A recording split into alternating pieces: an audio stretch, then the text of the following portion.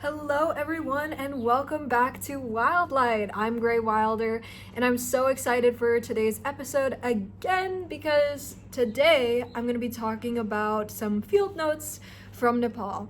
I am halfway through my journey in Nepal right now, and as a background, I'm Gray Wilder. I am a undergraduate wildlife researcher. I had an opportunity to study human wildlife conflict and interactions in Nepal, specifically Chitwan National Park, which is on basically on the border, the northern border of Nepal, well, the northern border of India and the southern border of Nepal. It's Chitwan is named after the heart of the jungle. So it is very tropical here.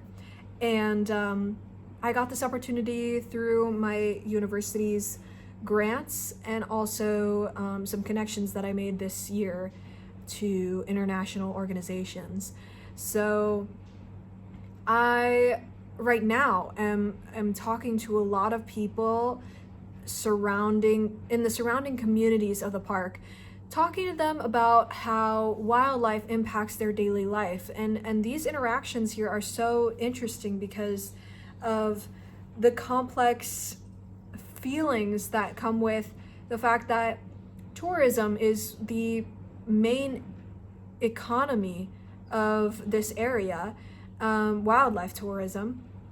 And at the same time, the wildlife that makes this place so famous and so recognized and visited is also the same thing that is destroying their crops and other people's livelihoods and attacking people and causing death and injury. And it's a really serious thing that's going on every single day here.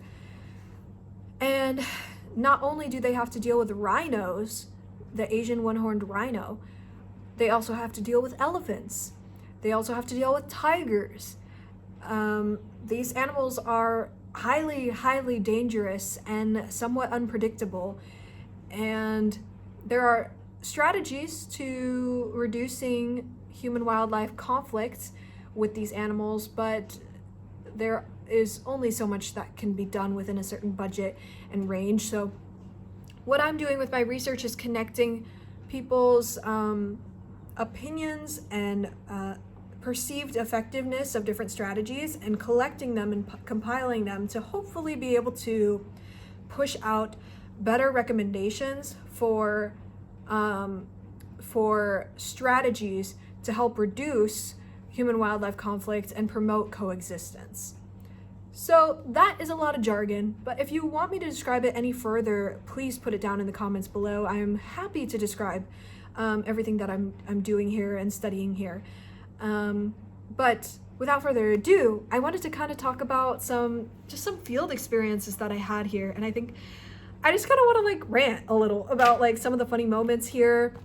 I have this whole notebook like with field notes on everything that I've experienced so far at this halfway point in my journey for this summer. And kind of just like improv and communicate. Oh my god, I can't talk right now. Oh my god. I just kind of want to like put it out there, my experiences and some funny moments and some challenging moments and everything in between of what I've experienced here in the field, because I am a young researcher. This is an experience that not a lot of people are able to get, and I'm so lucky and grateful to be able to do this. But I think there are some things that are kind of like not necessarily gatekept, but just not talked about a lot within wildlife research. As a person that grew up in a city, always in an urban environment, there are expectations that I thought would be a bit different coming into this experience, and I've learned a lot through my time here so far. So here we go with the stories. So I'm gonna start off with some funny stories because I think they're the most entertaining to talk about. But first, I work for the National Trust for Nature Conservation here. And so that means that I kind of alternate my work between the office and the field. So when I go to the office, I kind of have to walk through this part of the jungle to get to the office.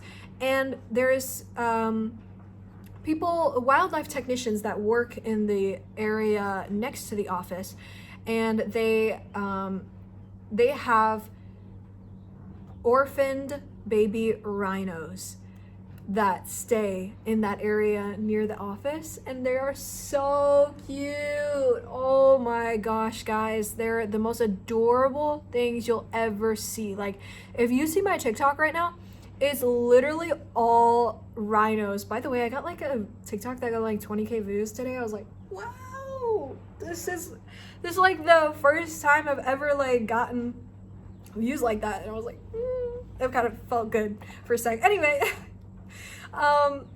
so I get to see rhinos every single day here, and I'm so lucky. Like, sorry guys to make y'all jealous, but I get to see rhinos every single day, and baby ones too, and they're so cute. Some of them, there was 4 originally when I came here. I think 2 have been relocated right now. They're going to other national parks, or sometimes they're too injured to go back to the wild, so sometimes they'll go to a different captivity site.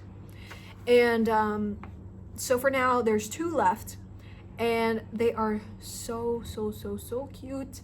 And the one thing about rhinos, though, is that they're a little unpredictable, and I definitely want to keep a respectful distance, because even though they're babies, they are strong. You can see that armor on them, and like the way they can run, they are fast. And the way that they communicate to their the wildlife technicians that work with them is so funny. Like, oh my gosh, it's so cute. I see them having a mud bath like all the time, because I'm here during the summer, which is the lull season for tourism, and also the heat season. So it's very hot here. It gets to like, I think the hottest it's been is like 103 degrees Fahrenheit, like 39 or 40 degrees Celsius. And it's just like, it was really fun to like be walking around and see these rhinos like in a mud bath. I was kind of jealous, honestly. Like, I was out here in the heat, like sweating so hard, and I just look over to my side, and there's rhinos sitting there like having a mud bath and having a great old time, splashing each other and everything. It's so cute. And and also, one time I got there like super early one day, and the wildlife technician was running around, and I was like, where are you going? Like, what's happening? And he's like, one of the rhinos is chasing me. Like, and it was like not that funny at the time, but I was just like, later we cracked up so much, because like it was so funny to see a little rhino just like jumping after him. Is so funny. But like, obviously rhinos are rhinos, and they are dangerous animals, and even as babies they can be quite threatening. So it was obviously a situation to like remember about them, is like, yes, they're adorable, but keep your distance. But yeah, that was really funny. And speaking of chasing, there was this one time that an elephant was like kind of eyeing me. I was like, what? Like, excuse me, I have to get through. Like, I have a hard time describing where I was at in this, because it is a human path to the office, but this elephant was going the opposite way as me. So like, we were kind of at a crossroads, and I was like moving over to the side a little, like, you can go through, elephants first, but but he's just kind of staring at me. I was like, this could get dangerous. So I just like kind of stood there for a while, and then he decides to like kind of like slowly turn around, and it turns out he just did like a 90-degree, like we were standing like this. I went to the side to like let him through hypothetically, but then he just turns 90 degrees and go this way. And I just thought that was like the funniest thing, because I really thought like, if this elephant chases me right now, I'm dead. Like, what can I do? Outrun an elephant? Like, I'm not that fast. And I had my like backpack with me and everything. I was like, I'm gonna be like while I'm like getting chased by an elephant. Luckily, I was fine. And I don't know like what, I didn't really sense anger coming from the elephant. Obviously, I'm new to the conservation, like the world of like elephant behavior. Like I haven't worked with elephants before, so it's like hard to tell if that I was getting the signals correctly, but I didn't sense that the elephant was particularly angry, maybe curious. But yeah, quite a scary experience.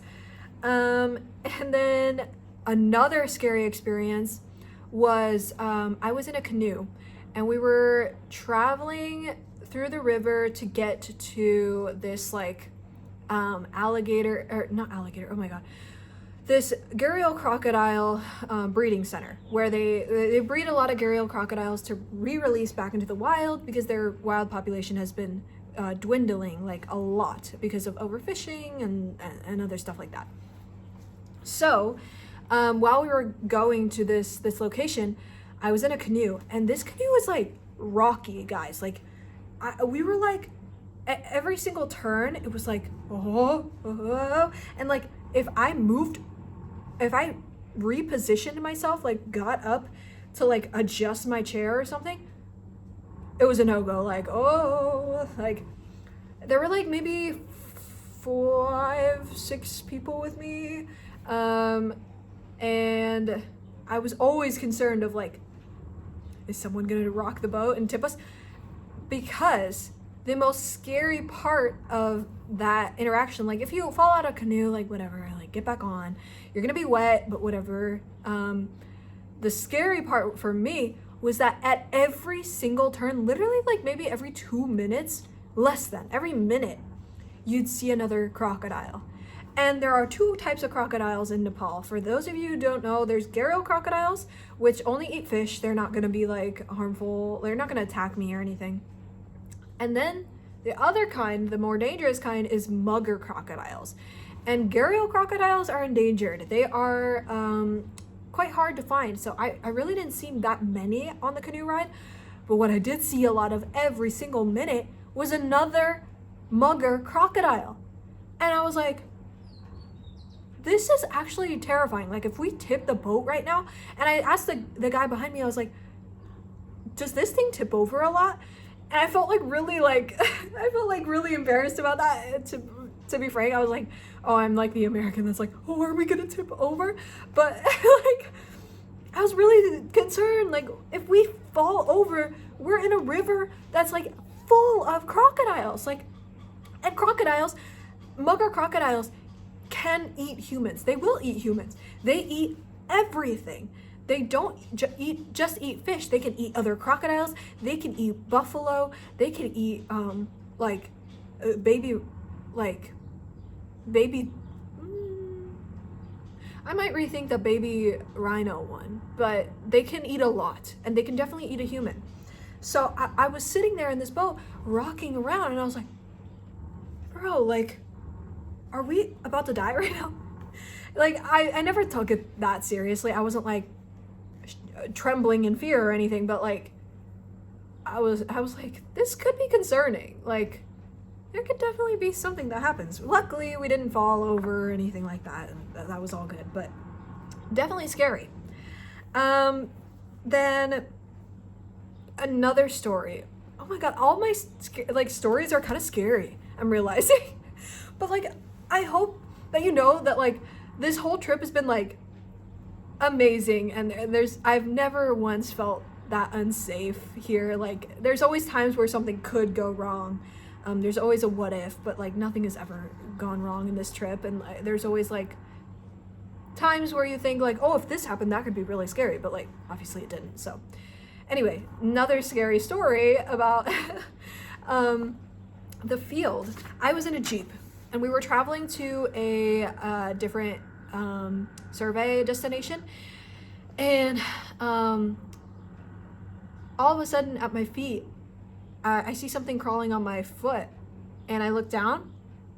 It's a spider that is like, I want to say like the size like this. Oh wait, is that like a, okay, wait, this like this big or bigger, like that.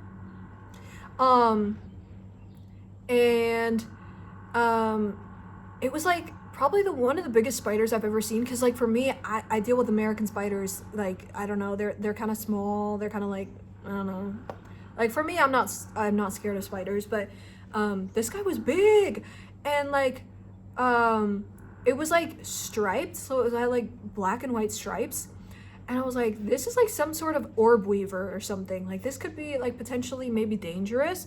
And so I asked the one of the guys next to me, and I was like, is this spider dangerous? Like, can I pick it up or like throw it away? Like, I don't want it on my stuff. And he just casually like scoops it up, and he's like, nah, it's fine. And so we were just sitting there for like 5 minutes, and he had this spider in his hands. The spider wasn't freaking out much. He was just kind of chilling. And I was like shocked. I was like, wow, like he didn't even know what spider it was, but he felt confident just picking it up. And I was like I would probably like, I'd pull out my nature app, my iNaturalist, and identify the thing before I like decide it's not gonna bite me and kill me. But hey, whatever, you do you. I'm not gonna touch it, but that's great for you.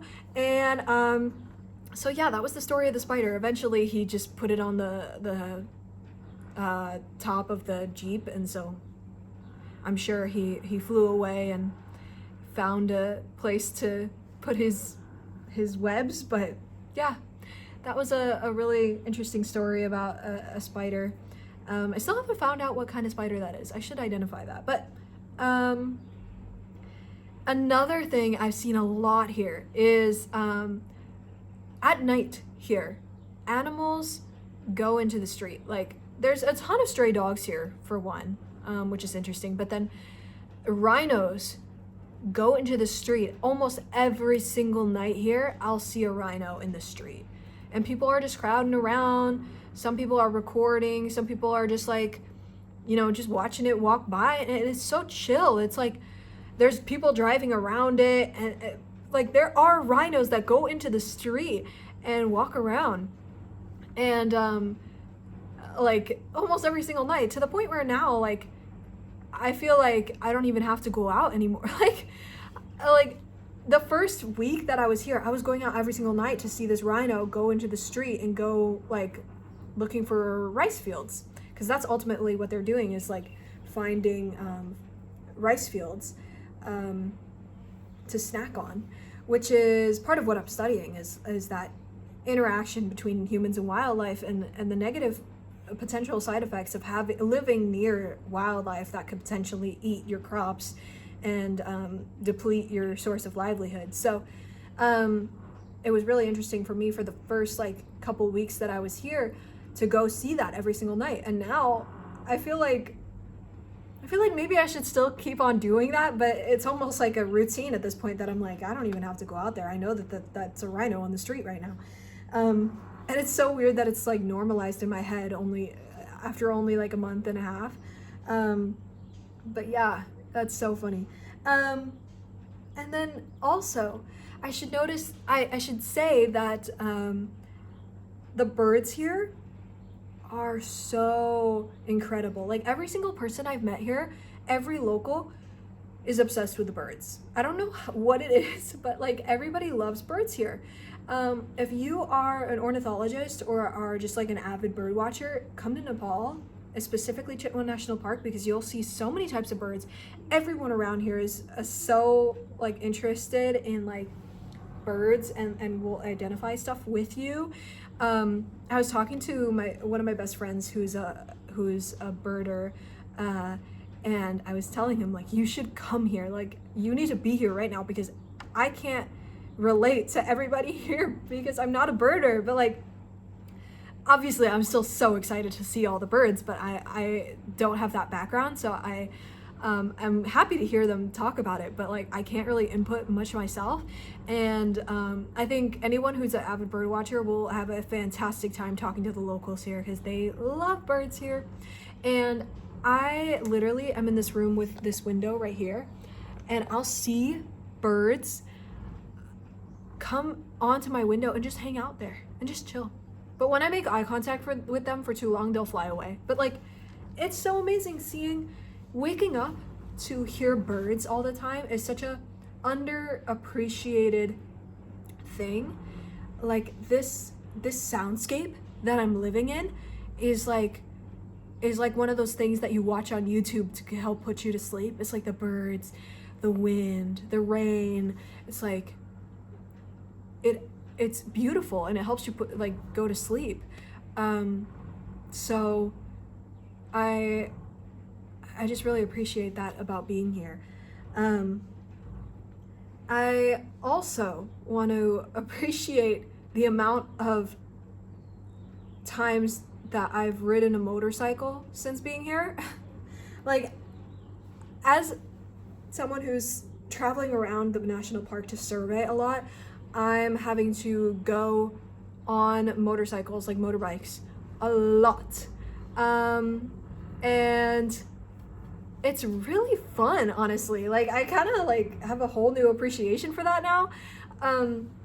Even on the really unpaved, rural, bumpy roads, it was kind of really fun to do that. It was like off-roading a little bit, but my butt did hurt after a while. It was like, ow. But because sometimes you're like on the road for 2 hours and you're like, it's all unpaved roads and you're going up like really high hills and down really steep hills. It was a little scary at times, but really, really fun in the long run. And I will never forget that. Also, I'll never forget the amount of amazingly kind people that I've met during my surveying. I once sat in this hut of like a bunch of women eating their lunch, and they were clearly like taking a break from the work that day or something. And I didn't really speak a lick of Nepali other than, like the memorized phrases, and they didn't speak a lick of English, but I could tell from their energy and their loving expressions and hand gestures and hospitality that they were so kind and loving. And for someone who like lives around all guys here and also works with all men, it was just really sweet to be able to like sit in a room full of women and just like be able to talk to them, and had such a beautiful, respectful, peaceful experience with them, even though we couldn't communicate to each other the way that I would have wanted to. It was just so great, and that is another experience that I will never forget. But moving on from some of the funnier stories, I wanted to go into some of the challenges that I faced while being here. And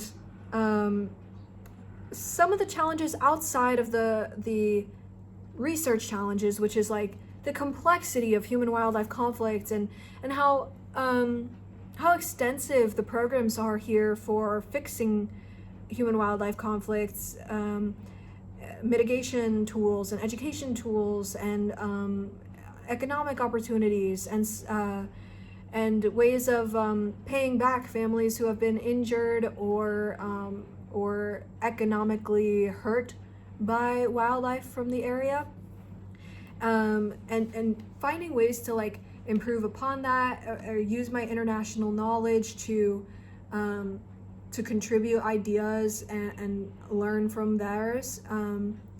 I think was really valuable, but also quite a challenge, and it's still a challenge that I'm working with. But also another thing to be said is that working with people of different cultures within a different culture, like Nepali people versus maybe like a group within Nepal, like specifically Tharu people. Most people who live around the park are this, I believe it's like an indigenous group called Tharu, and it's been an interesting journey learning about the history of their indigenous groups, but the differences between classifications. I feel like in America, there is a lot of emphasis given on classification with ethnicity, race, gender, culture. All of that is classified into like different categories, whereas in Nepal, I think there's less of that. And obviously, I'm still learning. There's still a history of discrimination, history of people being pushed from their historical lands. There are similarities in that way, but I think there are differences in the way that that we have grown from that, and people's perspectives on different cultures of people within the same country. So it's been really interesting to see that and learn more about that, and kind of just observe. And I've been learning through this process as well is that coexistence, and what I mean by coexistence is humans and wildlife living together peacefully. Coexistence is impossible without compromise. And compromise is not always easy. Compromise is not always preferred by either side. Compromise is not ideal in any situation for the people who feel most passionate about that. And so it's been a challenging experience thinking about coexistence in a way that is most beneficial to both parties.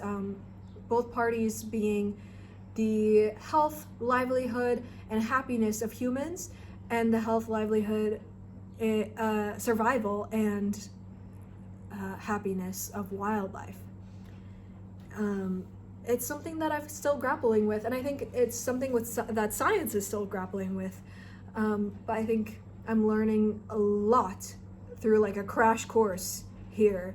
And I hope that at the end of this experience, I'll have a more defined perspective on coexistence. And then the last thing I wanted to talk about was the kind of paradox between human needs and wild preservation. This is kind of related to the coexistence thing that I was just talking about, but the challenge of prioritizing human needs versus also protecting the ecosystems around us and the animals and plants and insects and everything in between to the right to survive and thrive. So it's something to talk about, something to think about. But in general, my reflections so far from my field notes and from my experiences both in and outside the office and with wildlife and with people has been that I think the main theme is nuance. Everything that relates to humans, wildlife, nature, problem solving, it all has nuance. Politics, management strategies, solutions versus like solutions that solve the current problem versus solutions that solve the root of the problem. All of that is nuanced. And I think a lot of human perspective or human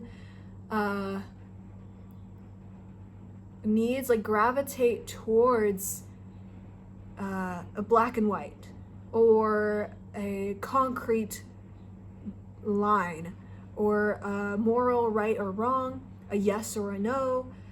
It's more defined than in reality. It's much more nuanced, and there is very rarely a way to make everyone happy all at once. And so that's just kind of what I've been thinking about throughout this whole experience, and trying to slow down and contemplate some things on my own time. So that has been my experience in Nepal. I hope that you guys really enjoyed hearing about this experience and some of my crazy, funny, scary moments in Nepal. And if you guys have any questions, please let me know. And if you want to learn more about human-wildlife interactions or coexistence, I encourage you guys so much to go and do your own research on it, because I think it's a field that's really taking off right now, and very popular within wildlife science, that I think is one of the things that's most fascinating to me right now as well. So do your own research and come back to me with some cool things that you learned. And please feel free to like, comment, subscribe, follow on Spotify, subscribe on YouTube, and I will see you guys next time for the next episode of Wildlight. Bye guys!